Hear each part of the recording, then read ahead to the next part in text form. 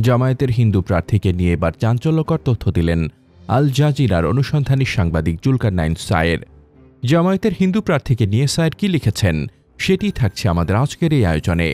রাজনৈতিক অঙ্গনের নানান ইতিহাস ও তথ্য পেতে আমাদের চ্যানেলটি সাবস্ক্রাইব করে বেল বাটনটি প্রেস করে রাখুন। সায়ের লেখেন, 1 ডিসেম্বর 2025 খুলনায় 8 দলের বিভাগীয় সমাবেশে জামায়াতের আমির ডা শফিকুর রহমান খুলনা 1 আসনে জামায়াতে ইসলামীর প্রার্থী হিসেবে জামায়াতে ইসলামীর হিন্দু কমিটির সভাপতি কৃষ্ণ নন্দীকে মনোনীত হিসেবে ঘোষণা করেন।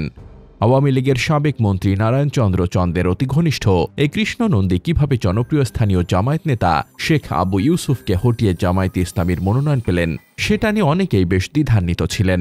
প্রাথমিকভাবে অনুসন্ধান করে কৃষ্ণ নন্দীর উল্লেখযোগ্য তেমন কোনো রাজনৈতিক কর্মকাণ্ড খুঁজে পাওয়া যায়নি। তবে বিশ্বস্ত সূত্র মারফত নিশ্চিত হওয়া গেছে যে প্রতিবেশী রাষ্ট্রের বিশেষ একটি সংস্থার সাথে কৃষ্ণ নন্দীর নিবিড় যোগাযোগ রয়েছে।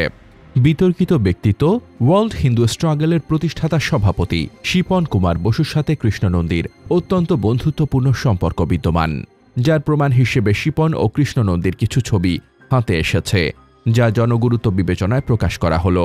একই বৈঠকে ভারতের অভ্যন্তরীণ গোয়েন্দা সংস্থা আইবি সংশ্লিষ্ট একজন কর্মকর্তা উপস্থিত ছিলেন বলেও দাবি করেছে সূত্রটি।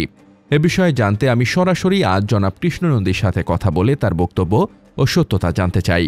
কৃষ্ণ নন্দী জানান, শিপন কুমার বসুকে তিনি চেনেন না, তবে শিপন কুমার বসু উদ্দেশ্য প্রণোদিত হয়ে তার সম্পর্কে বানোয়াট গল্প রটাচ্ছে এবং এসব ছবি সবই এডিটেড। তিনি আরও দাবি করেন, শিপন কুমার চাঁদা দাবি করে তাকে ব্ল্যাকমেইল করার চেষ্টা করছেন। তবে প্রাথমিকভাবে সংযুক্ত এই 3টি ছবির ফরেনসিক অ্যানালাইসিস করে কোনো ধরনের এআই ব্যবহার বা টেম্পারিং খুঁজে পাওয়া যায়নি।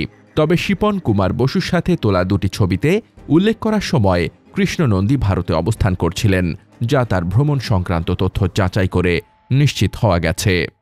উল্লেখ্য, 2013 সাল থেকে অদ্যাবধি মোট 22 বার তিনি ভারত গমন করেছেন।